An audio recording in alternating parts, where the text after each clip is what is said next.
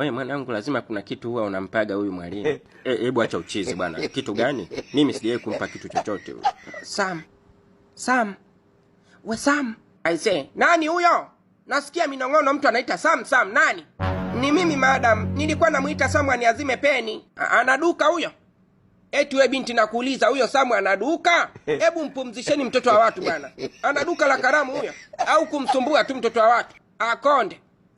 Huko umepita barabarani wakati unakuja shule. Kwa nini hujanunua karamu? Kuja kumsumbua mtoto wa watu vipi? Mnapewa pesa za karamu na wazazi wenu, mnanunulia vitumbua. Mshenzi wewe. Sasa wala yako nisikie tena Sam.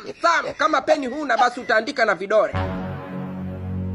Halafu na wewe Kitundu. Mara ngapi nakwambia hizo ndevu unyoe? Hata kama ni utu uzima umekukuta hapo darasa la 7. Ndio uachie mindevu hivyo na kuifunga kama mikia ya pweza. Sasa nakupa siku moja. Kesho nione upara hapo kidevuni. Sitaki kukuona na mindevu hiyo tena. Na kama nikija kesho ngakukuta na hiyo mindevu, nakuja na kipande cha chupa. Nitakunyoa na chupa. Sijui unanielewa?